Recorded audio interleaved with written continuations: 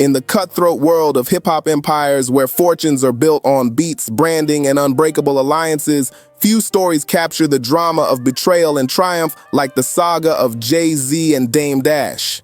Picture this: two visionaries who once conquered the music industry together, only for one to soar into billionaire status while the other spirals into obscurity and financial ruin. This isn't just a tale of business gone wrong, it's a cautionary epic about ego, loyalty, and the unforgiving nature of success. Jay-Z's decision to sever ties with Dame Dash wasn't merely an end, it was a masterful checkmate that exposed the cracks in their foundation and propelled Jay-Z to unprecedented heights, leaving Dash to grapple with the ghosts of what could have been. As many of you know, Dame Dash is a hip-hop business legend, most notably with his work with Roc-A-Fella Records, teaming up with Kareem Biggs, Burke, and Jay-Z. In the late 90s and early 2000s, this trio revolutionized the rap game, transforming Roc-A-Fella from a scrappy independent label into a cultural powerhouse. Dash, with his bold personality and entrepreneurial flair, was the driving force behind the brand's expansion. He wasn't just a co-founder, he embodied the hustle, pushing boundaries in fashion, film, and music. Jay-Z, the lyrical genius, provided the star power, while Biggs handled the logistics. Together, they signed talents like Beanie Sigel and built a roster that dominated charts and street cred alike. But beneath the glitz of platinum records and lavish parties lay tensions that would ultimately dismantle their empire.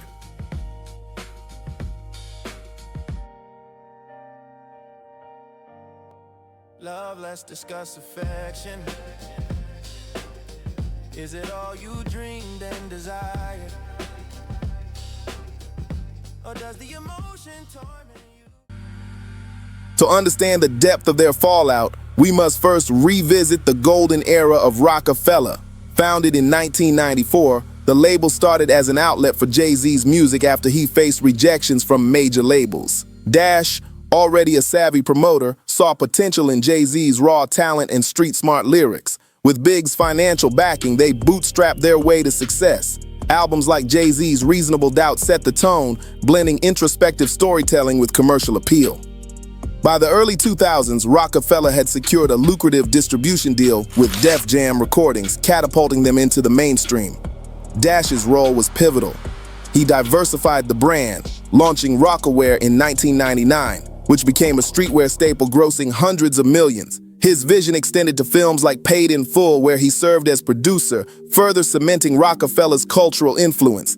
Jay-Z, meanwhile, evolved from underground rapper to global icon, with hits like Hard Knock Life sampling Broadway tunes for mass appeal. The partnership seemed symbiotic. Dash's bravado complemented Jay-Z's calculated demeanor. They hosted extravagant events, rubbed shoulders with celebrities, and embodied the American dream for inner-city entrepreneurs. Yet success bred complacency, and Dash's overconfidence began to show cracks in their united front.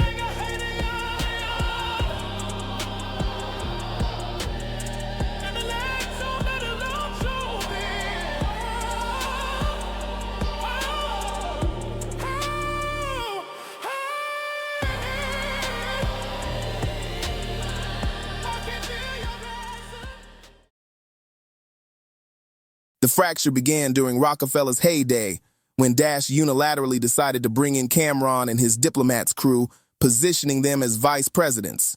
This move bypassed Jay-Z, who was not just the label's top artist, but a key leader. Dash acted as if the decision was his alone, diminishing Jay-Z's role to that of a mere rapper.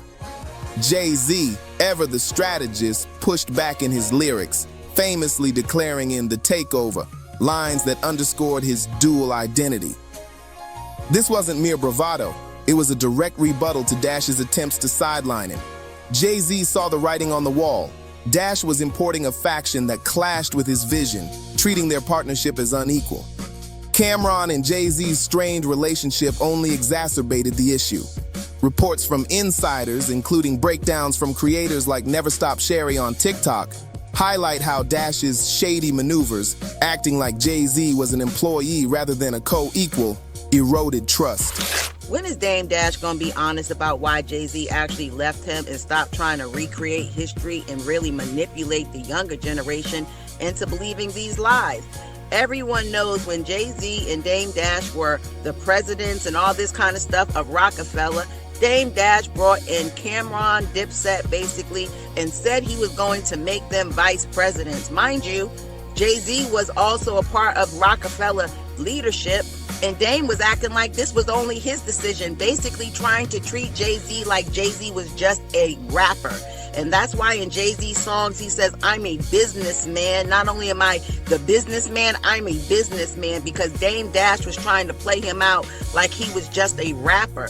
And Jay-Z had to let it be known, no, baby boy, I'm also the businessman. Dame Dash bringing in people like a Cameron who Jay-Z didn't even get along with and tried to act like, yeah, he gonna be on this label. And that's why Jay-Z, once he saw how Dame was moving, bringing in a whole crew that Jay-Z didn't even get along with, that's when he separated from your ass, because you was doing shiesty things. You were trying to act like Jay-Z was your worker, and as if y'all weren't equal. So Jay-Z stepped off and said, hey, if I'm just a rapper, go find another one. And you ain't been able to find another one since, and that's why y'all are mad. Listen, Jay-Z is not perfect by far, but I remember what happened back then. I seen how things moved back then, and Dame was moving funny, and that's why Jay-Z left your ass with Cam and them, and you never went anywhere after that. And that's why you're out here in 2024 still talking about some shit that happened 22 years ago. Have a good day. Dash brought in people Jay-Z didn't get along with, essentially trying to reshape the label without consensus. This power play revealed Dash's tendency to treat Jay-Z as just a rapper, ignoring his business acumen that had been instrumental in Roc-A-Fella's rise. In response, Jay-Z distanced himself, essentially challenging Dash. This wasn't impulsive, it was calculated. Jay-Z recognized Dash's overconfidence as a liability. When everything is clicking, hits rolling in, deals closing, it's easy to believe you're invincible. Dash fell into this trap, stepping on the toes of those who propelled him upward. Loyalty, the bedrock of any lasting venture, was compromised. Roc-A-Fella thrived on collective strength, Jay-Z's pull, Beanie Siegel's grit, and attempts to integrate Dipset. But Dash's ego alienated his core ally. Jay-Z's retort in songs like Lost One hinted at the deeper rift. Dash claimed he made Jay-Z, to which Jay retorted, I heard motherfuckers saying they made Hove. Made Hove say, okay, so make another Hove. Niggas wasn't playing they day role, so we parted ways like Ben and J-Lo.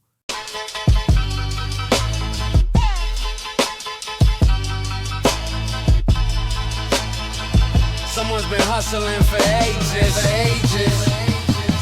Move that frame, celebrate that phone. Move that frame, celebrate that phone. Move that frame, celebrate that frame. Join the fun with G.O.D. Value creation is the entrepreneur's lifeline. You must generate opportunities, leverage relationships, and continually impress stakeholders. Confidence is essential, but arrogance blinds you to others' feelings. In collaborations, happiness fuels progress, talent stays, investors commit, and growth accelerates. Dash forgot this, prioritizing self-perception over relational dynamics. The result? Irrelevance. You don't end up broke if you're truly indispensable. The market phases you out when you stop offering something unique. This dynamic mirrors real-life resentments. Consider the firefighter who, after a divorce, rebuilds his life, new marriage, home, career milestones. His ex, choosing poorly, becomes the breadwinner in a draining relationship. Bitter, she sabotages his access to their child. Why? He wasn't supposed to succeed without her. Similarly, sports trades reveal organizational flaws. The Tampa Bay Buccaneers dumping Steve Young, only for him to become a Hall of Famer with the San Francisco 49ers under Bill Walsh and George Seifert. It highlights the original team's dysfunction. Dash embodies this bitterness. Jay-Z's success without him stings because it implies Dash was the problem. Deep down, Dash might have hoped Jay-Z would falter, allowing him to crow, but life doesn't work that way for the driven. Talented individuals like Jay-Z attract help organically. Doors open, mentors appear, collaborations form. The world isn't black and white. Persistence draws allies. Jay-Z kept winning, drawing smarter partners. Dash, conversely, saw his wins dwindle post-split, Nothing popped, no artists, no ventures to lure supporters. Even with connections, his projects felt dusty, repelling potential backers. This underscores a key lesson. To achieve greatness, maintain shine even in struggle. Host events, network aggressively, present your best. Attract those who see potential and want to invest. Trashy outputs deter, excellence invites. Expanding on the psychological underpinnings. Overconfidence, a common entrepreneurial pitfall, stems from early wins reinforcing a God complex. Dash's Roc-A-Fella triumphs inflated his sense of invincibility, blinding him to partnership nuances. Psychologists term this hubris syndrome, where power corrupts judgment. In business literature like Jim Collins' Good to Great, humility distinguishes enduring leaders. Jay-Z exemplifies this. Introspective lyrics, strategic humility in deals. Dash, abrasive and unyielding, alienated the ecosystem.